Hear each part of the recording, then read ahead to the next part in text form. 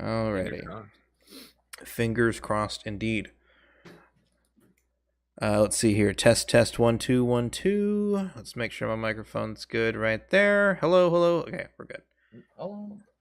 All right, Eazinn, give me a little 1 2. Test 1 2 1 2. Bump it. Testing 1 2 1 2. That's pretty good right there. Okay. Cool. All right, perfect. Noise. Okay. Well, I guess let me introduce myself. My name is CCNeverender. I work with CJ here on Speed Docs. We do speedrunning documentaries and things like that. And we're doing Donkey Kong Country 1. And my favorite. Yeah. We've interviewed I think almost all of the world record holders at this point. Except for TJP and Closty. Hey, you talked to Garrison? I have talked to Garrison. I've not interviewed him over the phone. I talked to him through messages, and when he declined to interview over the phone. Fair enough. But I did ask him plenty of questions, so he did dedicate a lot of his time. So we appreciate it. That's good. I might quote him on some of that. So, yeah, I just wanted to sort of get your take on the history, and you can maybe tell me some stuff about what's been going on. Sure. Okay. Don't mind that. Just got some hammering in the background there. Oh, goody. Perfect timing. We picked a bad day. But yeah, I guess I'll just start from when I joined the community. I'm just Okay. gonna take a trip down memory lane. I joined in 2014, and the people at the time that I was watching was Garrison, of course, the world record holder at the time, and Peachy, who was contending for a record. And I kind of just watched them for a while, and I got into it in August of 2014. And I think the first time I got the record was, I want to say October of 2015. Yeah, that sounds about right. And in that time, it wasn't really that active of a game. It was mainly just Garrison and Peachy were like the only real runners at the time. Fadlo wasn't in the picture yet, and Silent Wolf had been running since about 2011, I think, and he just wasn't running the game at the moment. So it was only really the three of us, and so there wasn't really too much competition. There wasn't really too much in the means of pushing the game further and further along because of, not having the competition and stuff, but still managed to, get the record in October. And I think it was, I got 32:59. And that was quite a good time. That was quite a good time at the time. Yeah, that was a pretty big one. Yeah, it was quite an achievement for me. I definitely look back at that one with a smile on my face. That's good. Yeah. I don't know. I'm not really the greatest at explaining all this stuff, but what else would you want to know? Do you want to know about like strategies or like? Well, I guess we can continue from where you left off, where I believe you said it in 2015 is whenever you got that 32:59, right? Yeah. So you had finally broken that 33 barrier. Yeah, I was the first one to do that. Yeah. And that was a pretty optimized run, if I'm not mistaken. I think you got the jump rolls on 5.5 and 6.5, and you did was it the Creme Tut or was it the Vulture one on 6.1? It was the Creme Tut, yeah. Yeah. There was only 3 jump rolls at the time, actually, so. Yeah, you had got all of them. I got all of them, yeah. Yeah. Whereas nowadays there's like 7 or 8 one frame tricks, so it's changed quite a lot over the last like 4 or 5 years. Right. But yeah, I guess the strategies at the time were it was optimized for then, but now you'll notice that segment times have gone down like quite a lot. Like movement has tightened up a lot, and there's like a lot of like just little optimizations in like pretty much every stage. But with what we had, it was quite a good run. I think my sum of best was 32:57 when I started the run, and then I got 32:59. So That Just is very judging by optimized. that was That is a very, very close. It's almost perfect. it was for the time. Yeah, for the time. But times changed, and it'd only be a couple months later, in 2016, around I believe it was the beginning of the year, they Yes. found super jump rolls. Can you Yes. sort of tell me how the community changed around the super jump rolls and how that sort of evolved, or? Yeah. Well, people were kind of split between allowing them and not allowing them. There's actually quite a heated debate over it on the IRC channel. Before there was no Discord at the time, so we just had IRC, and there were valid arguments on both sides, but in the end, as you well know, we allowed the super jump roll. But myself and a couple other people were trying to push for not allowing them, just to preserve like the integrity of the game, I guess. Okay. Not to have like every single stage have one of these tricks, and be more based around like movement and actually playing the game, which is what I've always enjoyed about the game. So I was an advocate for banning the trick, but in the end it was allowed, and I'm glad it was allowed looking back. But Okay. I was definitely pretty salty about the whole thing, because you get this awesome time, and then a few months later it's like bam, now there's like a whole minute of new time save come along. So it was pretty bittersweet for me, that's for sure. Okay. Were there any other arguments, or was it specifically like you wanted to maintain the sort of the aspect or the integrity of the game as it was already developed? Yeah, I mean, it was pretty much just that. Pretty Okay. well, people just wanted to keep the game where it was, and not to be adding a lot more one frame tricks to the run. That's fair, because the thing that I hear a lot of is like people are just complaining like, oh man, I don't want to play this game anymore because there's so many one frame tricks. Yeah, Like, a lot of people are like that, myself included. I've definitely strayed away from that game. yeah, it's a But shame, but yeah, it's just the way it is, right? It's just speedrunning.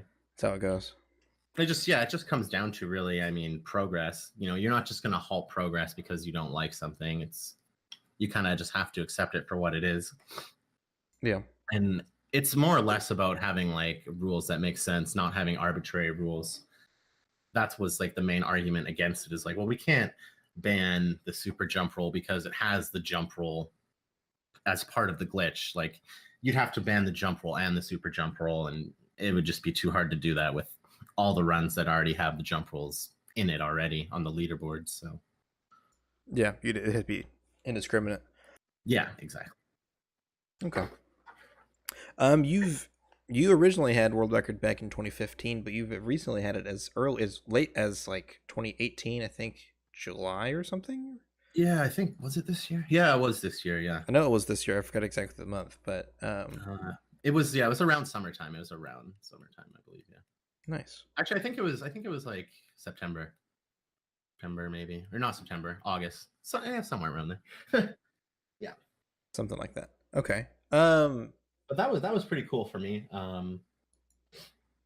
I derusted the game and got the record in like 4 days. Actually, it was quite a fluke. I wasn't really expecting it to happen like that, but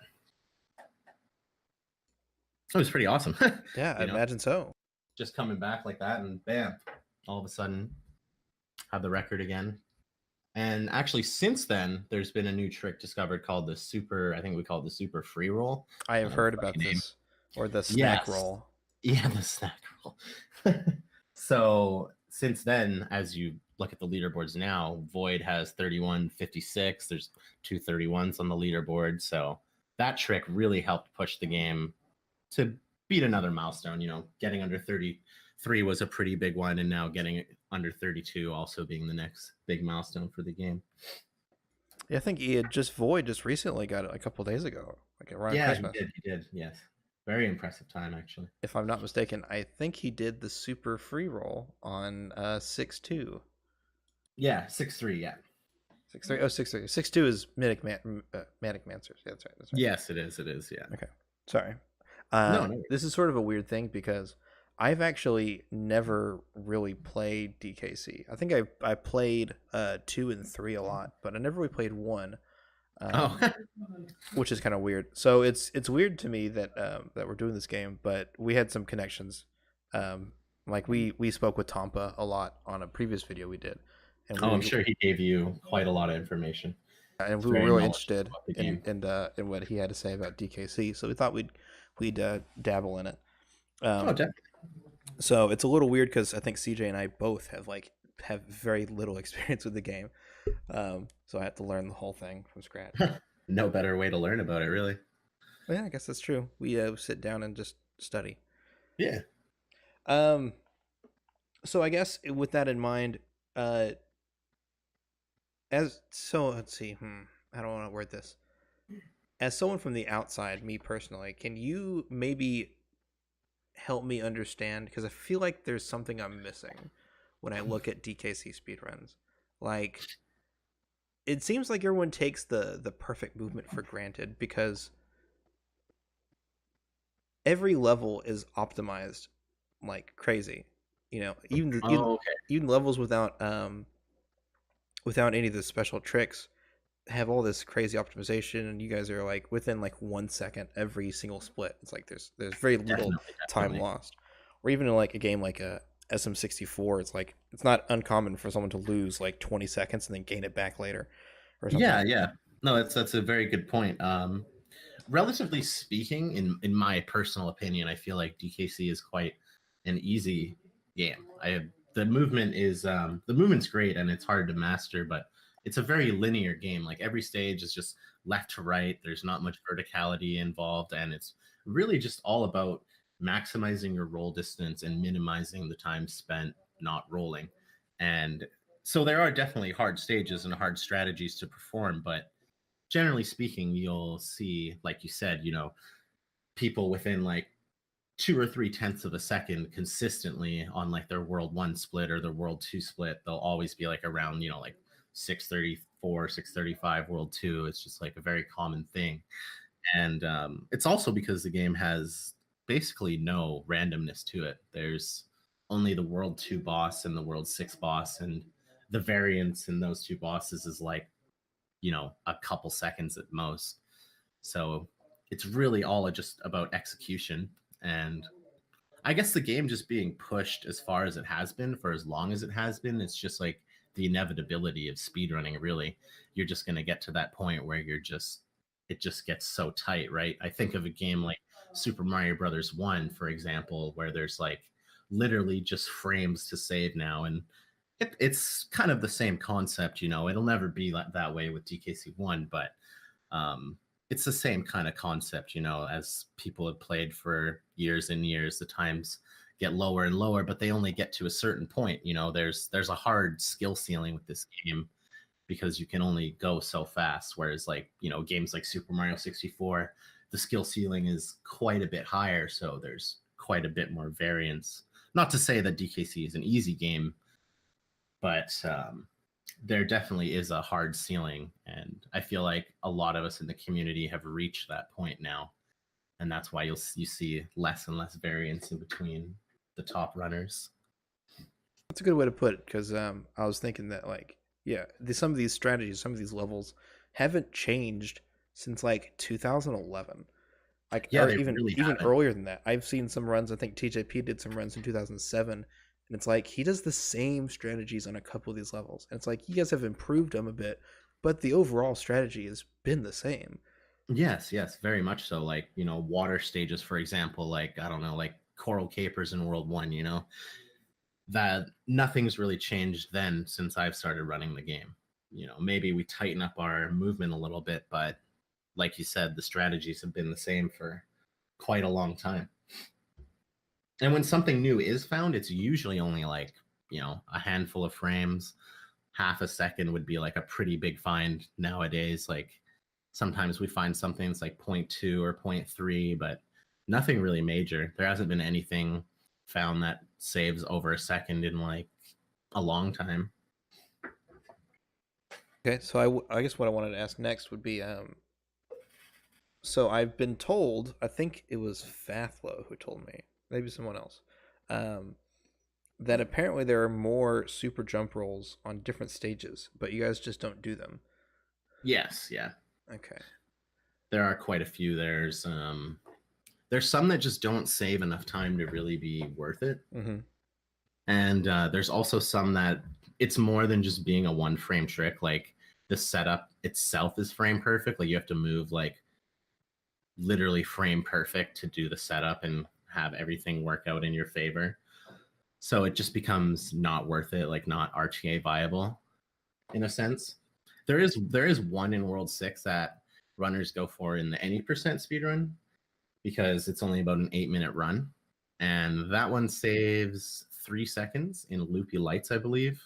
And the world record for any percent that Enryu, I believe his name is, has uses that super jump roll, but it's not used in any other categories just because the risk versus reward is just too great.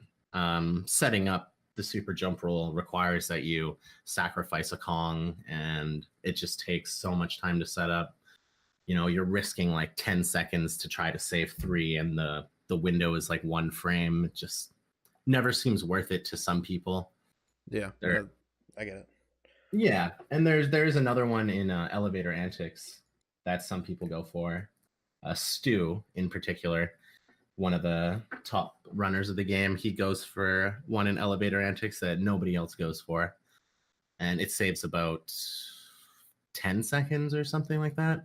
But it's just, I find it to be like too difficult, so I personally don't go for it, and none of the world records have it in it, so it's really interesting to see, though. I mean, the next world record could have these glitches in it.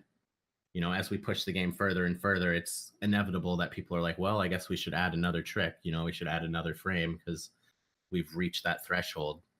Right. But then it just gets to the point where you have, well, like how many frame perfect tricks, right? 9, 10, 11. And then it just becomes so unrealistic that you're going to get them all in one run. It becomes very hard to optimize the game to get, you know, a perfect run and hit every single frame perfect trick. So okay, what do you think is going to be the next one that people are going to implement? Definitely be Elevator Antics. Is that one just easier to do? And it's how much time does it save? It saves, yeah, like 10, 12 seconds, I believe. Oh, that's pretty so good. It is quite a lot.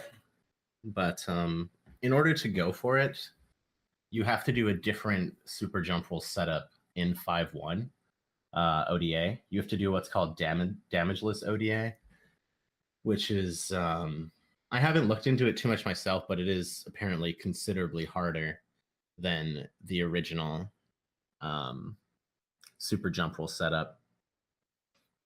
So you'd have to do that, which would allow you to enter Elevator Antics with 2 Kongs instead of 1, which is the huge thing, because you need to have 2 Kongs instead of 1. So, gotcha. Mm-hmm. Okay. And then after that, there's nothing really else that I think anyone would be willing to add.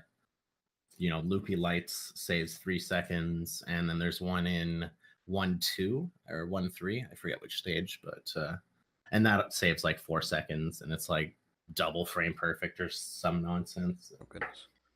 Okay. All right. Well, lastly, I wanted to ask. So, Fathlow's record broke the 32-minute barrier. You broke the 33-minute barrier, right? So it took 3 years to go from the 33 to the 32 barrier. How long do you think it'll be until y'all break 30 minutes or 31? It's a really good question, honestly. I feel like something new will have to be found for that to be possible. As it stands right now, I just don't see it happening. But to give a guess anyways, I would honestly say like another 3 years. You think it'll be that soon? If it's gonna happen, then yeah, I think in about 3 years. If it's gonna happen at all, it could not happen. You know, there might not be anything else to be found. So that's fair. It's really hard to say. Okay. Yeah, with the super free roll that I'm seeing, it'd be interesting if there's more applications or something similar to that, where it's like, oh hey, we're gonna turn these frame perfect tricks into free tricks where they're no longer hard. it's really the best trick that we found in this game, to be quite honest, to eliminate a frame perfect trick, but still have the time save be relatively the same. I believe it's about 1 second slower to do the super free roll than the super jump roll, and it's not frame perfect. It's really a godsend. That's a super good trade-off, because 1 second is so minuscule in a 32-minute run. It is. It really is.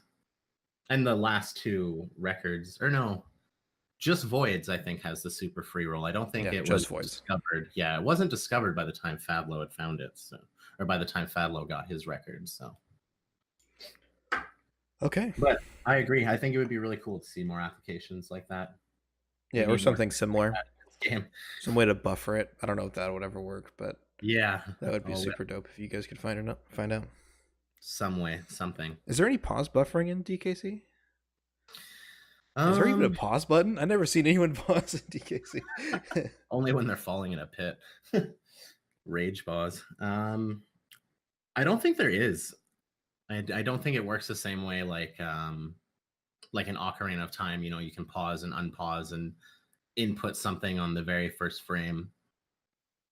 But we do have buffered rolling and buffered inputs without pausing. So like if you're like a few frames away from the ground and you press the jump button, it'll jump, your Kong will jump on the very first frame that you land. Same with initiating a roll. If you press Y a few frames from landing on the ground, then it'll initiate your roll on the very first frame. But that's basically all we have for buffering. Okay. I'm kind of running out of questions here. You've been at GDQ, haven't you? You've been you've performed on GDQ. I've been a few times, yes. What's your experience like with that been like? It was really nervous the first time I went, definitely. But it's an overall amazing experience. Yeah, I really enjoy it. I get a lot out of it. I think it's really cool that something I love as a hobby, I can raise money and like help save people's lives in a sense. I don't know. It just seems like so surreal that something as simple as playing video games allows me to have the opportunity to help people, whereas I would never be able to help them in any other, otherwise. So that aspect of it, I think, is really, really cool. And I feel really fortunate to be able to be a part of that. But the experience itself is really cool. It's, it's really cool to be there with friends that you've met online and just have that connection, that instant connection with basically everybody at the event. It's like lots of good vibes. People are always in a happy mood, and it's just like an overall great experience, at least for myself. Yeah. I think my favorite part of GDQ is always going to meet people. So yes. I'm going to meet CJ for the first time in real life.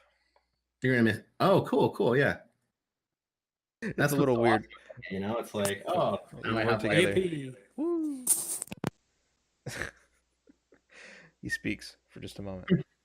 Yeah, I was like, wait, what's that? There's a third person in this call. What? Oh my God. But yeah, I agree. Meeting people is honestly my favorite part about it. And just like going out and eating crappy food like 3 times a day and staying up till 8 in the morning just to get the free breakfast and then sleeping all day. I guess have any of the experiences with GDQ been like really big for the DKC community, or do you think it's just kind of like oh hey, we're here? Well, I think the DKC trilogy relay was a really big success for our community. Yeah, I was actually there in the crowd. Oh, cool. Yeah. I remember afterwards a lot of new faces in the Discord, and even still, like, there's half the people I see in the Discord now, I don't even know who they are. So that says in itself, like, our community is really growing from that. Just taking a look in the Discord right now, there's like a good 300 people like that are in here, not all online, but yeah, it's good growth. So yes, I would say that the trilogy relay would be one of the biggest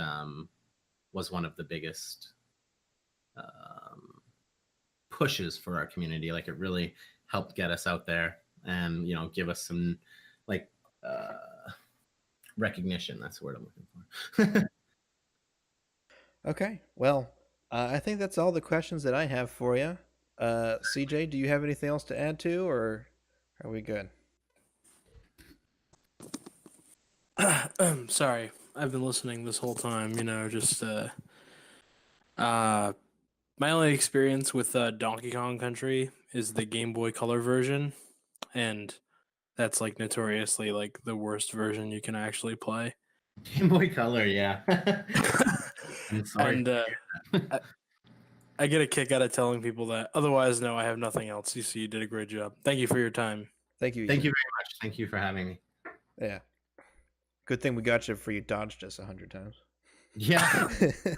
I swear, it won't go further. I know, I'm just playing with you. Just in time, too. My friend's like, "Oh, be there in 5 minutes." Oh, there you go. He has him knocking on the door. Yeah, let me in. Let me in. Let me part of this. Oh no, there's a tsunami heading towards my house in Kansas. Well, thank you for the opportunity, guys. I hope that answered some questions, and I hope it makes a good final product. Yeah, man. Awesome. Man. Awesome. Man. Awesome. Man.